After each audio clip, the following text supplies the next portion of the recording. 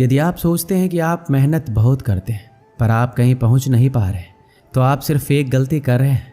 आप मेहनत बहुत करते हैं पर अपने मन में हार जाने का डर बिठा रखे हैं और ये डर आपको जकड़ रखा है। मेरी मानिए तो मेहनत आप कर रहे हैं उसे पूरी लगन और ईमानदारी से करते रहिए। आप अपने आप पर विश्वास रखिए और हार के बारे में ना सोचकर सिर्फ जीतने के बारे में सोचिए। जिंदगी में आने वाली समस्याओं को हार कर पीछे हटना आपके लिए बहुत आसान है, पर शायद आप ये नहीं जानते कि आप जिन समस्याओं से हार कर पीछे हट रहे हैं वो समस्याएं नहीं, ऊपर वाले का परीक्षा है। अगर आप इस परीक्षा में पास हो जाते तो आपका जीवन सुख, शांति और समृद्धि से भर जाएगा। कुछ लोग सपने देखकर सो जाते हैं, कुछ लोग जागते हुए देखते हैं। जो सोकर सपना देखा उसे आज तक कुछ नहीं मिला, पर जो जागते हुए सपना देखा और अपने सपने को सच करने में पूरी रात लगा दी, किस्मत ने उसकी पूरी जिंदगी बदल दी। खुद पर भरोसा रख।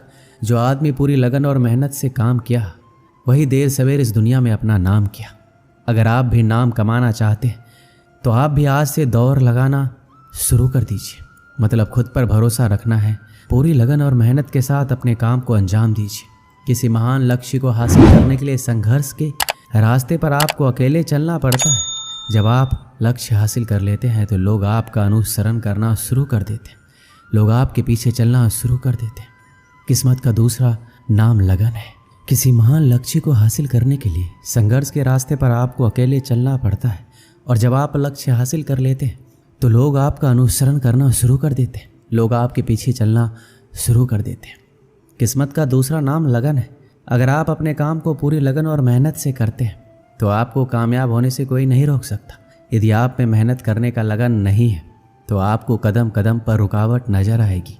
अगर आपको कोई छोड़ दिया है तो आप इस गम में अपना दिन और रात मत गुजारिए। गम को भूलकर आगे बढ़िए और खुद को इतना बड़ा बनाइए कि आपको छोड़ने वाला आपकी एक झलक पाने के लिए तरस जाए। अगर आप बिना कोई प्रयास किए ये सोचते हैं कि आपका वक्त आज नहीं तो कल बदल जाएगा, तो आप ये लिख लीजिए कि आप मरने के आखिरी पड़ाव पर आएंगे, फिर भी आपका समय नहीं बदलेगा। समय सिर्फ उनका बदलता है जो सिर्फ मेहनत करने पर विश्वास रखते हैं। ईश्वर ने आपको अंदर से लेकर बाहर तक कुछ इस तरह से बनाया है कि अगर आप खुद का सही तरीके से इस्तेमाल करना शुरू कर दें तो आप वह बन सकते हैं जो आप बनना चाहते हैं, और वह हासिल कर सकते हैं जो आप करना चाहते हैं। जब आप जिम्मेदारियों के बोझ को अपना कर्तव्य समझकर खुशी खुशी उठाते हैं और जिम्मेदारियां आपको कुशल और ताकतवर बनाती हैं, और अगर इन्हें आप मजबूरी में नाखुश होकर उठाते हैं तो आप इन जिम्मेदारियों के बोझ में दबकर खत्म हो जाते हैं। श्री कृष्ण कहते हैं, आपका मन जितना तेज दौड़ेगा आपके सफल होने की गति उतनी ही धीमी हो जाएगी। इसलिए आप अपने मन को नियंत्रित कीजिए और अपने दिमाग को दौड़ाइए। यदि आप जिंदगी में अकेले रह गए हैं तो इस बात का अफसोस मत कीजिए कि आप अकेले हैं, बल्कि इस बात पर खुशी मनाइए कि अब आपका बुरा वक्त आपके काम को मिलेगा। बल्कि इस बात का खुशी मनाइए कि अब आपका पूरा वक्त आपके काम को मिलेगा। और याद रखिएगा कि काम से बड़ा कोई अपना नहीं है, काम से बड़ा कोई दोस्त नहीं है। हार को हार की तरह मत देखिए, इसे एक और सीखने के मौके की तरह देखिए, क्योंकि हर हार में सीखने की अपार संभावना होती है। और जब आपको कई बार हार के बाद सफलता मिलती है तो पहली बार में ही मिलने वाली सफलता से कई गुना ज़्यादा शानदार होती है। अगर आप सोचते हैं आपको सफलता आसानी से मिल जाएगी तो आप गलत हैं, क्योंकि सफलता स्मार्ट तरीके से की गई मेहनत और धैर्य रखने से मिलती है। अगर आप इन सब के लिए तैयार हैं तो आप सफल होने के लिए भी तैयार हैं। यदि आप रात दिन सफल होने के लिए जूझ रहे हैं तो आपके रास्ते में आने वाली बड़ी से बड़ी समस्या आपको रोक नहीं पाएगी। अगर कोई आपको रोकेगा तो वो आप खुद होंगे, कोई और नहीं। कब तक आप बैठकर अपनी किस्मत को कोसते रहेंगे? कभी न कभी आपको पूरे जोश के साथ उठना होगा, पूरी लगन और मेहनत के साथ काम करके अपनी किस्मत को बदलना होगा। अगर आपका ध्यान आपके लक्ष्य पर नहीं है तो आप इस बात पर ध्यान दीजिए कि आपका ध्यान किस तरफ है, क्योंकि जिस तरफ आपका पूरा ध्यान होगा वही आपके जीवन में घटित होगा और वही आप हासिल भी करेंगे। मधुबन गांव में सुमन नाम की एक लड़की रहती थी जिसकी उम्र मात्र 12 साल की थी। वह कभी स्कूल नहीं गई, फिर भी वह कुछ ऐसा करने का सपना देखती थी जिससे वह पूरी दुनिया में मशहूर हो जाए। सुमन के गांव वाले हमेशा उसे पगली कहते थे, क्योंकि वह कभी स्कूल नहीं गई फिर भी वह जिंदगी में कुछ बड़ा करने का सपना देखती थी। गांव वाले सुमन के पिताजी पर इस बात को लेकर दबाव बनाते थे कि सुमन पढ़ी लिखी नहीं है, इसलिए जल्द से जल्द इसकी शादी कर दो। वरना आगे चलकर बहुत मुश्किल होगी। सुमन के पिता गांव वालों की बात से पूरी तरह सहमत थे, पर सुमन सहमत नहीं थी। उसे तो शादी नहीं बल्कि पूरी दुनिया में नाम कमाना था। कुछ ऐसा करना था जिससे उस पर लोगों को बेटी होने पर गर्व हो। सुमन के लिए ये सब कुछ करना आसान नहीं था। गांव वाले इस बात से बेखबर थे कि वाकई सुमन करना क्या चाहती है। वह किसी को इस बारे में नहीं बताई थी कि वह एक अच्छा चित्रकार है। उसे बचपन से चित्र बनाना बहुत अच्छा लगता था।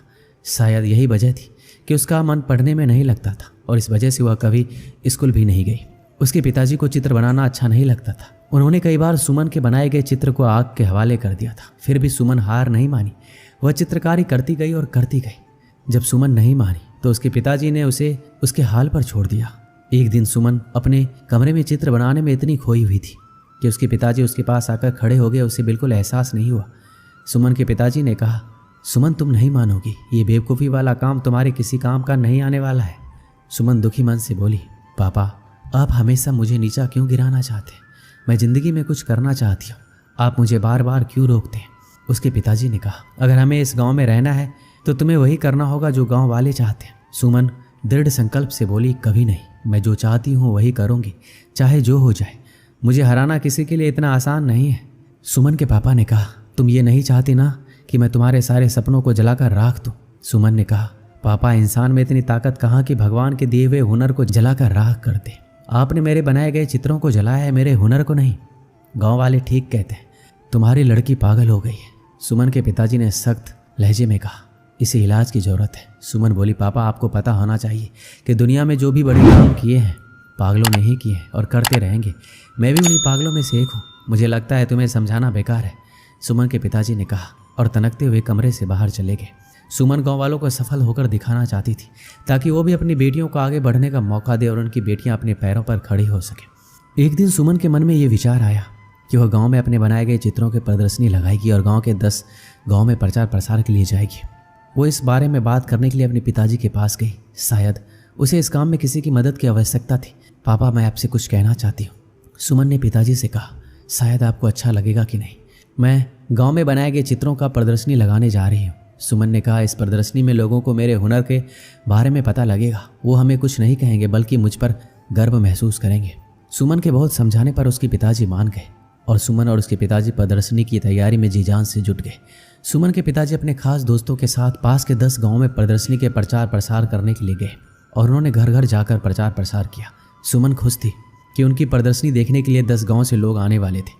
तैयारी भी अच्छी खासी थी और यही नहीं, 3 दिन चलने वाले इस प्रदर्शनी को देखने आने वाले में काफ़ी खुशी दिख रही थी। प्रदर्शनी के उद्घाटन के लिए शहर से जिला अधिकारी को बुलाया गया था। जिला अधिकारी ने गांव वालों के सामने सुमन को यह कहकर शाबाशी दी कि भगवान करे ऐसी लड़की हर माँ बाप को दे जिससे गांव ही नहीं बल्कि पूरा देश रोशन होता है। सुमन ने गांव के जीवन को बेहतरीन तरीके से कैनवस पर उतार दिया था।